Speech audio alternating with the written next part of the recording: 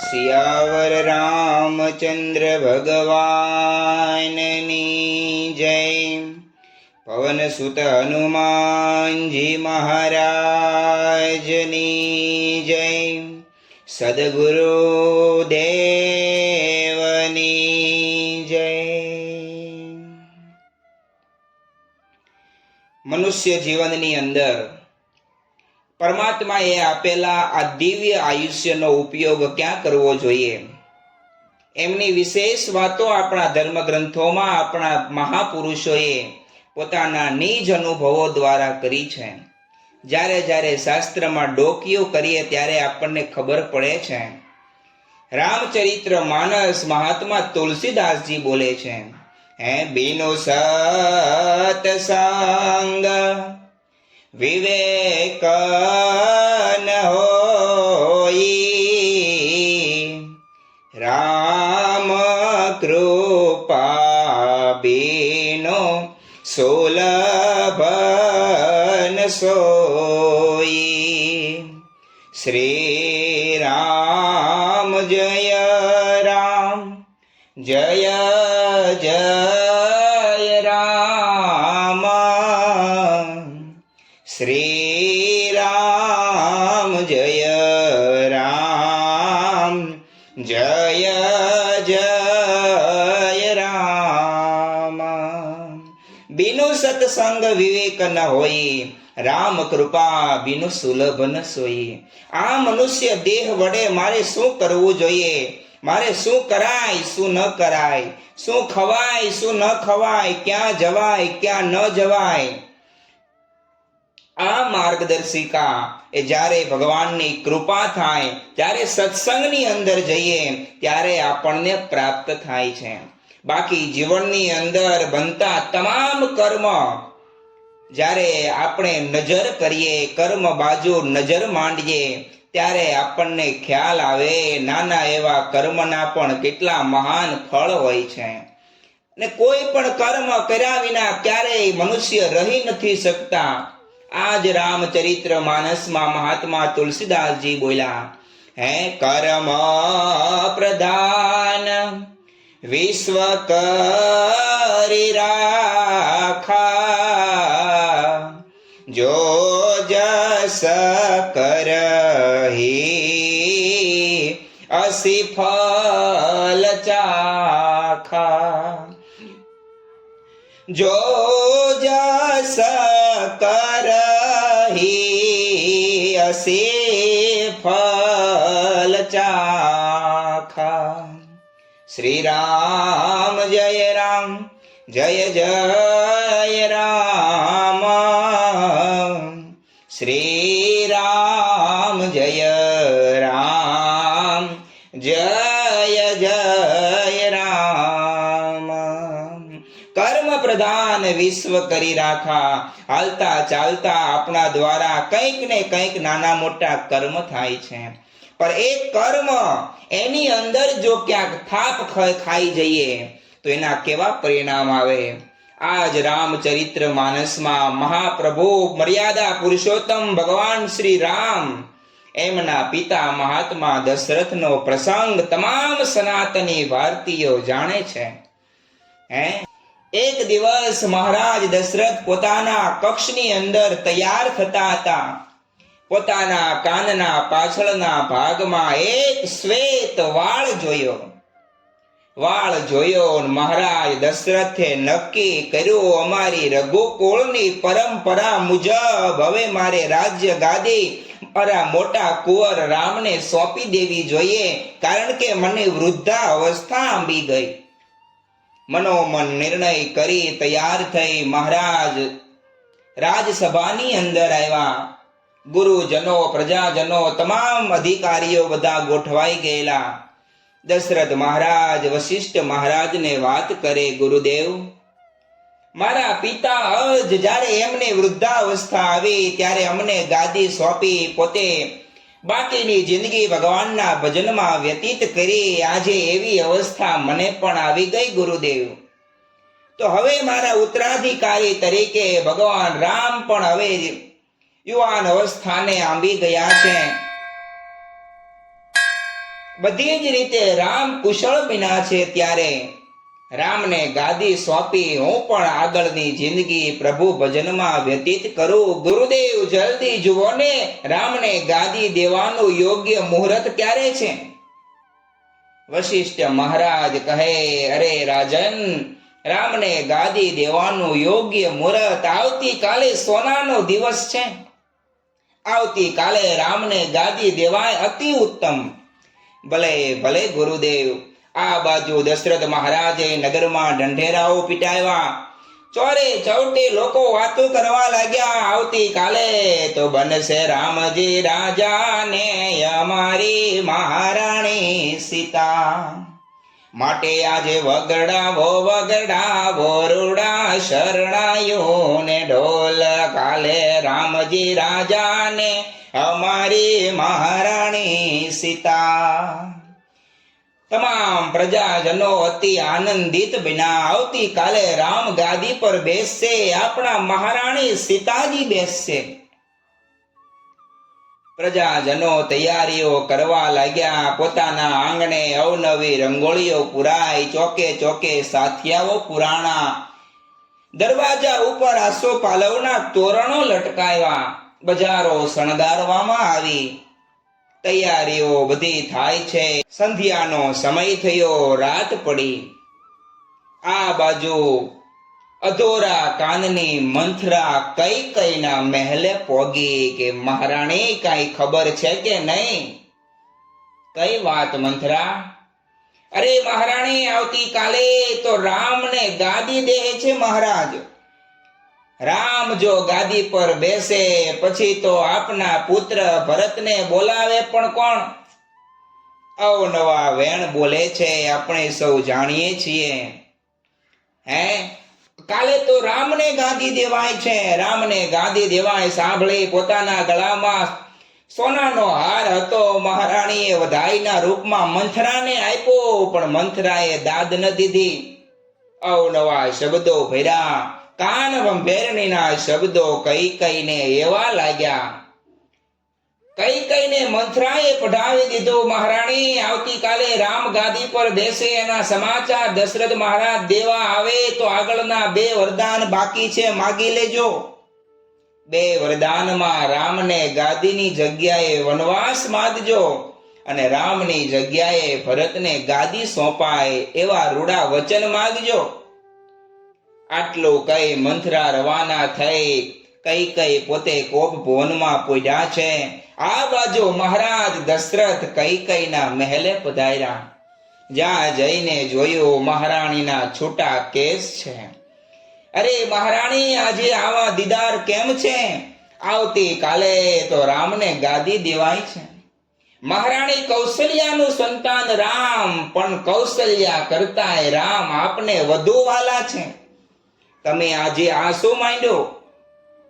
કૈકેયીને મહારાજ વાત કરે, કૈકેયી સામું નથી જોતા. ધીરે ધીરે હિંમત કરીને કૈકેયી મહારાજ દશરથને કહે, હે મહારાજ, કાલે રામને ગાદી દેવાય છે ને, તો મારા આપણી પાસે અગાઉના 2 લેણા વરદાન છે. બંને વરદાન મને આપી દો. અરે મહારાણી, 2 ભલા 3 માગો ને. આવતીકાલે તો રામ ગાદી પર બેસે, આનાથી મોટો સોનાનો સૂરજ મારે માટે કયો હોય? રાજી ખુશીથી માગી લો મહારાણી. નહીં મહારાજ, 3 નહીં, ખાલી 2 વચન આપો. કયા? અને મહારાણી કૈકેયી દશરથને કહે, હે મહારાજ, રામની જગ્યાએ મારા દીકરા ભરતને ગાદી અપાઈ. વચન સાંભળી દશરથ મહારાજને રામાયણ કહે છે, કંઈ ફેર નથી પડ્યો. પણ જેવું બીજું વચન માંગ્યું કે રામને ગાદીની જગ્યાએ 14 વર્ષનો વનવાસ શબ્દ સાંભળ્યો, મહારાજ ધરતી પર મૂર્છિત થઈ ગયા. ધરતી પર ઢળી પડ્યા. થોડી ઘણી સભાન અવસ્થા આવી. દશરથ મહારાજ કૈકેયીને વાત કરે, હે કૈકેયી, તારો ભરતજી ભલે ને ગાદીએ આવે રે, હેવન ના દે મા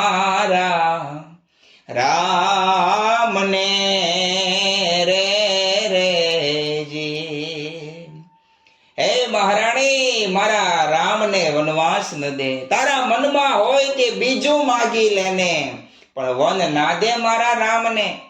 મારા રામને તું વનવાસ ન આપ. દશરથ મહારાજ વાત કરે, કૈકેયી હા નથી કહેતી. અને દશરથ મહારાજ કૈકેયીને મનાવે, હે મહારાણી, રાજ જ કરવું છે ને તો કેતો બીજી અયોધ્યાને ઓ આભેથી ઉતારી દવ રે. પણ આજે મોત કા બગાડે કૈકેયી મારું રે. એ વન ના દે મારા રામને ઓજી. હે મહારાણી, રાજ જ કરવું ને કે તો બીજે અયોધ્યાને આભેથી ઉતારી દઉં, પણ મારું મોત શું કામ બગાડ. છતાંય પણ કૈકેયી ન એટલે નહીં. અને એ સમય ત્રેતા યુગ દશરથ જેવા મહારાજ, જેનું વર્ણન કરતા રામાયણકાર બોલે ધર્મ ધુરંધર ગુણ નિધિ જ્ઞાની, આવો સમ્રાટ. પણ એ સમયે કૈકેયીને બે હાથ જોડીને કહે છે, હે મહારાણી, કે તો તને પાય લાગો અને કે તો પ્રાણ ત્યાગો રે. અને કે તો ભિખારી બનીને હું તો ભીખ માગો રે. હે વન ના દે મારા રામને હોજી. કૈકેયી તારો ભરતજી ભલે ને ગાદીએ આવે રે. હે વન ના દે મારા રામને હોજી. હે મહારાણી, કહેતી હો તો તને પગે લાગો. અરે હાથમાં કટોરો લઈ દુનિયાના પડમાં ભીખ માગો, છતાંય પણ તને સંતોષ ન થતો હોય, મારા ખોળિયામાંથી પ્રાણ કાઢી તને ધરી દઉં. મારા રામને વનવાસ શું કામ આપે. છતાંય પણ કઠણ કાળજાની કૈકેયી નહીં એટલે નહીં. અને ટૂંકમાં રામ, લક્ષ્મણ અને જાનકી વનવાસનો માર્ગ લે છે. આ બાજુ ભરત અને શત્રુઘ્ન બંને તો મોસાળમાં છે, અને દશરથ મહારાજ પોતાના શયન કક્ષની અંદર પોઢેલા છે. અચાનક એકાએક બાજુમાં મહારાણી કૌશલ્યા ઉભા હતા, અને કૌશલ્યાને દશરથ મહારાજ કહે, મહારાણી, દિવાલ પર જરા નજર માંડો ને, તમને કાંઈ દેખાય છે? કૌશલ્યા કહે, નહીં મહારાજ, દિવાલની ઉપર તો કંઈ નથી. અરે મહારાણી, જરા મીટ માંડીને જુઓ ને, મને કંઈક દેખાય છે. નહીં નહીં મહારાજ, દિવાલની ઉપર કંઈ નથી. તમારી વૃદ્ધા અવસ્થા થઈ, તાજેતરમાં રામનો વિયોગ થયો, અવનવી મનમાં ભ્રમણાવું જાગે છે. મહારાજ, દિવાલની ઉપર બીજું કંઈ નથી. નહીં નહીં નહીં નહીં મહારાણી, આજે દિવાલની ઉપર મને મારી ચડતી જુવાની યાદ આવે છે. હે, દિવાલ ઉપર મને મારી યુવાની યાદ આવે છે. આ ઘટના અત્યાર સુધી મેં ક્યારેય કોઈને કીધી નથી, પણ આજે આ ઘટના મને સુવા દેતી પણ નથી. હે મહારાણી, સાંભળો, મારો યુવાન અવસ્થા કેવી હતી. મહારાણી, મારી દોમ યુવાની જતી હતી. રાજકુંવર તરીકે મૃગલા રમવા જાવું મારો ક્ષત્રિય ધર્મ છે. રોજ અવનવા મૃગલા રમવા જાઓ. એવામાં સરિયોને આરે એકવાર મૃગલા રમવા ગયો. બપોરનો વખત થઈ ગયો, આજે કોઈ પશુ પંખી હાથ લાગ્યા નહીં. એવામાં એક ઝાડને છાંયે વિહામો લઈને બેઠો હતો. એવામાં અચાનક સરિયોના ખડખડ ખડખડ વહેતા નીરનો અવાજ આવ્યો. મને લાગ્યું નક્કી કોઈ પશુ પંખી આવ્યા હશે. અને કોઈ દિવસ નહીં ને ત્યારે મેં શબ્દવેધી બાણનો પ્રયોગ કર્યો. શબ્દવેધી બાણનો પ્રયોગ ક્યારે થઈ શકે? બાણ જ્યારે મારવામાં આવે, જ્યાંથી અવાજ આવ્યો હોય એ પશુ પંખી વિંધાઈ જાય. એવા શક્તિશાળી બાણનો મેં પ્રયોગ કર્યો. બાણનો પ્રયોગ તો કર્યો, દિશામાં બાણ છૂટ્યો, પણ કોઈ માણસે ચીસ પાડી. હેબતાઈ ગયો, જ્યાંથી અવાજ આવ્યો દિશામાં ડગ માંડ્યા. જ્યાં જઈને જોયો તો એક ઋષિકુમાર જેવો બાળક ધરતી પર ઢળેલો છે. જલ્દી નજીક જઈ એનું માથું મારા ખોળામાં લઈ કરગરવા લાગ્યો, હે ઋષિકુમાર, મને માફ કરો. હું અવધની ધરતીનો રાજકુમાર દશરથ ક્યારે નહીં ને આજે શબ્દવેધી બાણનો મેં પ્રયોગ કર્યો અને આજે આ ઘટના બની છે. ઋષિકુમાર, મને માફ કરો. ત્યારે ઋષિકુમાર જેવો બાળક બોલે છે, હે રાજકુમાર, હું કોઈ ઋષિકુમાર નથી. હું તો એક સામાન્ય જ્ઞાતિનો છું, વૈશ્ય છું. મારા અંધ માતા પિતાને કાવડમાં બેસાડી 68 તીર્થની યાત્રા કરાવતા કરાવતા આજે સરયુને આરે પહોંચ્યો. મારા અંધ માતા પિતાને તરસ લાગી. તાંબડીમાં જળ ભરવા માટે સરયુને આરે આવ્યો અને ઘટના બની મહારાજ. તદ વિધિનામ લિખિતમ લલાટમ, જીવ પ્રાણી માત્ર પોતાના ભાગ્ય લઈને આવે, યથા યોગ્ય સમયે ભાગ્યમાં લખેલું હોય બનતા બને મહારાજ. હવે તમે મોડું ન કરો મહારાજ. મારે છેલ્લી એટલી ભલામણ તમને કરું છું. તાંબડીમાં જળ લઈ સામે વૃક્ષના છાયે મારા અંધ મા બાપ પાણી વાંકે ટળવળે છે, એમને જઈ તમે પાણી આપજો. મારા છેલ્લી વારના એને પ્રણામ કરજો. અને હવે તમે મોડું ન કરો મહારાજ. મારા મર્મ સ્થાનમાં મને બાણ લાગ્યું છે. બાણ તમે ખેંચી લો, મારો કાળ મારી રાહ જુએ છે. શું બોલું કૌશલ્યા? તારે ધ્રુજતા ધ્રુજતા હાથે મેં શ્રવણના મર્મ સ્થાનમાંથી બાણ ખેંચ્યું, શ્રવણના દેહમાંથી જીવે ગતિ કરી. હે બોલો શ્રી રામ જય રામ, જય જય રામ. શ્રી રામ જય રામ, જય જય રામ. શ્રી રામ જય રામ, જય જય રામ. શ્રી રામ જય રામ, જય જય રામ. શ્રી રામ જય રામ, જય જય રામ.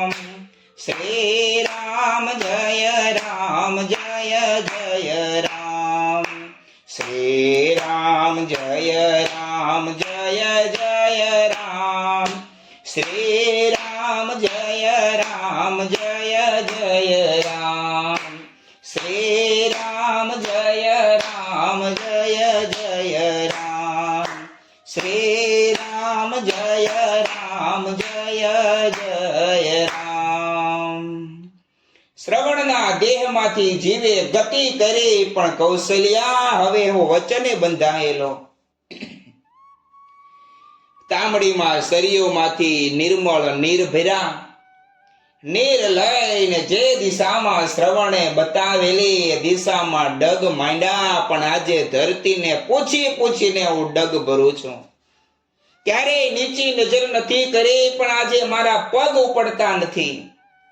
પૂછી પૂછીને ડગ ભરતા ભરતા એ દિશામાં ગયો તો વડલાને છાયે અંધો અને અંધી બેઠા છે. હમણાં શ્રવણ આવ્યો કે આવશે, આવ્યો કે આવશે. હે કુદરત, એટલી બધી વાર કેમ લાગી? બેટા કઈ થયું તો નથી ને? શ્રવણની જનેતા કગળે છે. એવામાં હું નજીક ગયો, પણ શું બોલું કૌશલ્યા? કુદરતનું કરવું, એક સુકાઈ ગયેલા પાંદડા પર મારો પગ પડ્યો અને શ્રવણની જનેતા કળી ગઈ કે આવી ગયો બેટા. શું જવાબ આપું મહારાણી? ધ્રુજતા ધ્રુજતા હું એટલું બોલ્યો કે હે માતા, લ્યો જલપાન કરો. ત્યારે શ્રવણની જનેતા બોલી કે રોજ મામા કહેતા સાજ સુકાય, આજે કેમ માતા બોલ્યો? ત્યારે કીધું, હે માતા, હું તમારો દીકરો શ્રવણ નથી, અવધની ધરતીનો રાજકુમાર દશરથ છું. તમારો દીકરો શ્રવણ સરયુને આરે સ્વર્ગે સીધાયો, હું એમાં નિમિત્ત બન્યો. હે શ્રવણ સ્વર્ગે સિધાયો, હું એમાં નિમિત્ત બન્યો. અરે દશરથ, તને આ શું સૂઝ્યું? અરે માતા, કોઈ દિવસ નહીં, આજે શબ્દવેદી બાણનો મેં પ્રયોગ કર્યો અને તમારા દીકરા શ્રવણનો ભોગ લેવાનો. અને શ્રવણની જનેતાના મોઢેથી શબ્દો નીકળ્યા, હે દશરથ, તને આ શું સૂઝ્યું? આજે દુનિયા વાતો કરે છે, શ્રવણ જેવો દીકરો જન્મો નથી, કદાચ ભવિષ્યમાં જન્મે એ પણ પ્રશ્ન છે.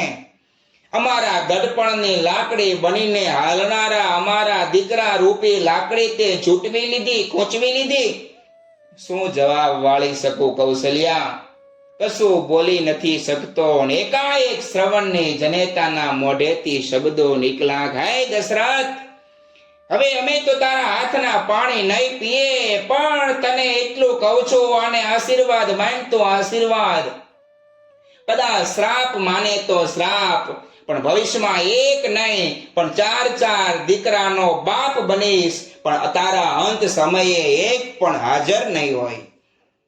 શ્રવણની જનેતાના મોઢેથી શબ્દો સાંભળી શ્રવણના અંધ પિતા બોલ્યા, અરે દશરથને આમ કહેવાય? આમાં બિચારો દશરથ શું કરે? શ્રવણ આપણા ભાગ્યની વાત છે. વિધિના લેખ પૂરા થયા, લેણ દેણના સંબંધો આપણા પૂરા થયા. આમાં બિચારો દશરથ શું કરે? ત્યારે શ્રવણની જનેતા બોલી, દશરથ બિચારો કેમનો? અત્યાર સુધી એને કંઈક નિર્દોષ પશુ પંખીઓને માર્યા હશે. એ તમામ નિર્દોષ પશુ પંખીના માવતરની આંતરડી કકળાણી હશે. એ તમામની જનેતાઓએ મારામાં પ્રવેશ કરી મારા મોઢેથી આ શબ્દો કાઢ્યા છે. માટે હે દશરથ, ભવિષ્યમાં એક નહીં પણ ચાર દીકરાનો પિતા બનીશ, પણ તારા અંત સમયે એક પણ હાજર નહીં હોય. હે મહારાણી, આજે આ દિવાલની ઉપર મને એ અંધો ને અંધીના શબ્દો યાદ આવે છે. આખી જિંદગી મેં આ કોઈને વાત કરી નથી, પણ મને હવે મારી વૃદ્ધાવસ્થામાં અંતકાળ નજીક હોય એવું લાગે છે. આ દિવાલની ઉપર મને અંધો ને અંધી બતાય છે. હે સાંભળ્યું જો બને એને પાપ સાંભળ્યો, કાયા શિકારે કશી. પોતાની યુવાન અવસ્થામાં કરેલું કર્મ પોતાની વૃદ્ધા અવસ્થામાં મહારાજને સાંભળ્યું. હે દશરથને અંતે દેખાણા રે ઓલા, અંધો અંધી બે તપસી, અંધો અંધી બે તપસી, એની મૂર્તિ ખડ ખડ હસતે દશરથને અંતે દેખાણા રે. હે ભાઈ ઓલા અંધો અંધી બે તપસી. આજ રામ અને લક્ષ્મણ વનવાસમાં છે, ભરત અને શત્રુઘ્ન મોસાળમાં છે. ચાર દીકરાનો બાપ હોવા છતાં અંતકાળે એક પણ હાજર નથી. હે એટલે ભગત બાપુ કવિ કાગ બોલ્યા ને, હે કે દશરથ દીકરા ચાર પણ અંતકાળે એકેય નહીં. આ જુઓ કરમની કઠણાઈ, એ તો કાંધે ચેડો નહીં કાગડા. પોતાના ચાર સંતાનો હતા, અંતકાળે પોતાના કર્મને આધી એકે હાજર ન રહ્યા. તો આ કર્મનો હિસાબ છે. એટલે જીવનમાં જે કંઈ કરીએ ધરતીને પૂછીને દગ ભરીએ, આ કર્મ મારા લાભનું છે કે નુકસાનનું? આ કર્મ દ્વારા મારી ઉધ્વ ગતિ થશે કે અધોગતિ? આ કર્મ દ્વારા મારો પરિવાર, મારો સમાજ, મારો દેશ આગળ વધશે કે પાછળ આવશે? આ કર્મ દ્વારા ક્યારે મારે કે મારા પરિવારને કે સમાજને નીચા જોયા જેવું તો નહીં થાય ને. આવું પૂછીને જો કર્મ કરીએ તો જીવન આપણું બહુ સુગંધી બની જાય.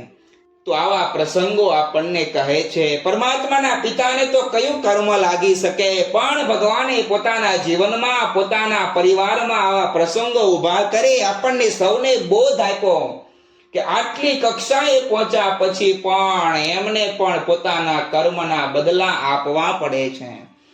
હે જીવડો લીધેલો જારે શ્રવણ કુમારનો ત્યારે અંધો ને રે અંધી એની સુરતે ચડે છે. દશરથ મહારાજને બધું યાદ આવ્યું. હે તો આપણા કર્મો આપણે ભોગવવા પડે, આપણા પરિવારને પણ ભોગવવા પડે છે. કરેલા કર્મના બદલા સૌને દેવા પડે છે. દેવા તો પડે, પાછા સૌને નડે છે. માટે આવા કર્મ પરમાત્માએ પોતાના જીવનમાં આલેખી આપણને સૌને બોધ આપ્યો છે. તો હાલતા ચાલતા ખાતા પીતા રમતા ભમતા આપણા દ્વારા કોઈ એવા ગલત કર્મ ન થાય, જેથી આવેલો મનખો આપણો એળે જાય. તો આ મનુષ્ય જીવન દ્વારા કોઈક સાચા સત્પુરુષના શરણે જઈ એમને આપેલા માર્ગે ચાલી આજ્ઞા ઉપાસના જીવનમાં દ્રઢ કરી આવેલા મનુષ્ય જન્મને સાર્થક કરી લઈએ એવી આજના દિવસે પરમાત્માના શ્રી ચરણોમાં પ્રાર્થના કરીએ. એવા ઉજળા કાર્યો કરવાની આપણને સૌને સદબુદ્ધિ પ્રાપ્ત થાય એવી ભગવાનના ચરણોમાં પ્રાર્થના કરીએ. આજના સત્સંગને વિરામ આપીએ. આવા જ અવનવા સત્સંગો આગામી દિવસોમાં આપણે સૌ સાંભળતા રહીશું. ત્યાં સુધી આપ સર્વેને ભાવથી જય સિયારામ, જય સ્વામિનારાયણ. બોલો શ્રી સ્વામિનારાયણ ભગવાનની જય. સિયાવર રામચંદ્ર ભગવાનની જય. अपने अपने माता पिता गुरुदेवनी जय. पवन सुत हनुमान जी महाराज ની જય. प्रमुख स्वामी महाराज ની જય. महंत स्वामी महाराज ની जय. भद्रेश्वर महादेव ની जय. हरि ओम नमः पार्वती पति हर